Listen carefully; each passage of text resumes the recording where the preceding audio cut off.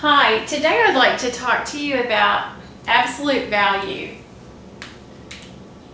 First of all, let's look at this. This means absolute value. What is the absolute value of -3? It's kind of like the 3 is inside parentheses. Well, let me show you what it means first. Take -3 and find it on the number line. It's right here. What we're going to do is we're going to hop until we get to 0. So 1, 2, 3. So we had to move 3 spaces or 3 hops to get to 0. So the absolute value of -3 means how many hops is it away from 0? And that would be 3. Let's look at the number 2. They want to know what's the absolute value of 2. Start at 2, and how many hops do you have to take to get to 0? 1, 2.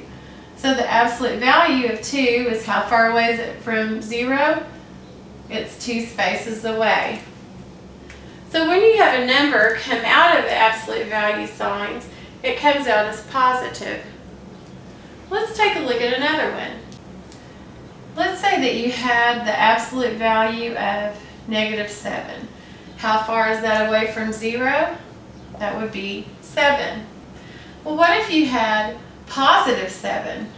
What's the absolute value of +7? That would be 7. So the absolute value is not the opposite of a number, but it's how far away that number is from 0. Let's try one that's just a little bit more complicated.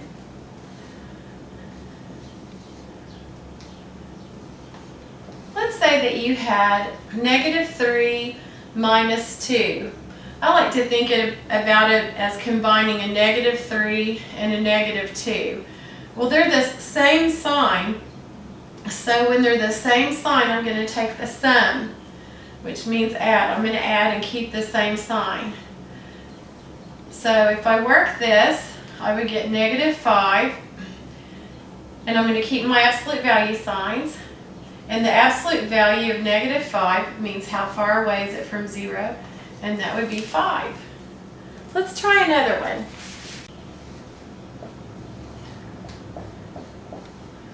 Alright, this time you have a -8 and a +10.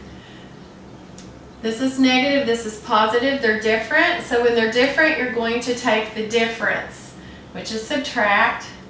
So if I subtract these, the answer would be 2, and I would keep the sign of the number that was further away from 0, or the absolute value of these numbers. The absolute value of this number is 8, the absolute value of this number is 10. So this number is the bigger number, and so the answer would be 2, and since this is the bigger number, it would be +2. Let's change this, and let's look at it this way.